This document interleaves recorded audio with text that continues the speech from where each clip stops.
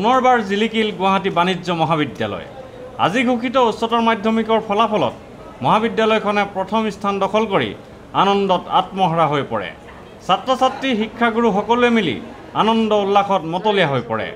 বিশেষকৈ 465 নম্বৰ লাভ কৰি সমগ্ৰ অসমৰ ভিতৰতে প্ৰথম স্থান অধিকাৰ কৰা বিনীতা জৈনক লৈ মহাবিদ্যালয়খনৰ সকলোৱে গৌৰৱ অনুভৱ কৰে।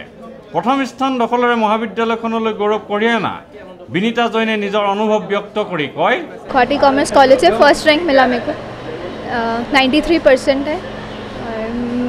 आई want to become a chartered accountant regularly 2 to 3 hours, और एग्ज़ाम के पहले थोड़ा ज़्यादा 4 to 5 आवर्स तक। बहुत भल लगी से, एक्सपेक्ट नहीं किया था, बहुत अच्छा लगा। 458 নম্বৰ লাভ কৰি তৃতীয় স্থান দখল কৰা অপৰাজিতা নেওগে কয়, এতিয়াতো বিৰাট ফূৰ্তি লাগিছে, এক্সাইটমেণ্ট পুৰা, ভাবা নাছিলোঁ থাৰ্ড পাম, সেইটো কাৰণে আৰু এতিয়াতো ক্লাউড নাইনত উৰি আছোঁ মই পুৰা। বিকমত মেনেজমেণ্ট কৰিম, তাৰপিছত এমকম যাম, তাৰপিছত যদি কেম্পাছ ইণ্টাৰভিউ বা চিলেক্ট হওঁ ক'ৰবাত এনেকুৱা কোম্পানীত কাম কৰিবলৈ চান্স পাওঁ, তেতিয়া তাত কৰিব বিচাৰিম।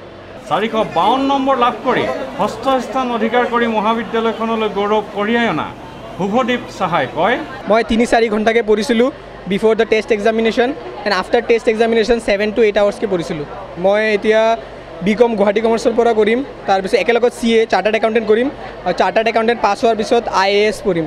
আনহাতে ছাত্ৰ ছাত্ৰীসকলৰ সাফল্যত গৰ্বিত অনুভৱ কৰা গুৱাহাটী বাণিজ্য মহাবিদ্যালয়ৰ অধ্যক্ষ ঘনশ্যাম নাথে আনন্দ প্ৰকাশ কৰি কয়, আমাৰ এনে ষ্টুডেণ্টখিনি ভাল ষ্টুডেণ্ট আৰু তেওঁ চিনচিয়াৰ।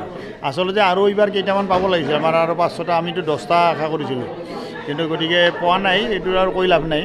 কিন্তু এনে ভাল ল'ৰা ছোৱালী, আৰু 2-1 নম্বৰৰ কাৰণে মিছ কৰিছে, আৰু এইটোত খুব এটা আমাৰ আফচোচ নাই। কিন্তু অভাৰঅল ৰিজাল্ট আমাৰ ভালেই হৈছে, আৰু কিছুমান খেলি মেলিও হৈছে এই বাছত অলপ। ভিডিঅ' জাৰ্নেলিষ্ট সুশান্ত দাসৰ সৈতে অমৰদীপ গগৈ, চেণ্টিনেল নিউজ, গুৱাহাটী।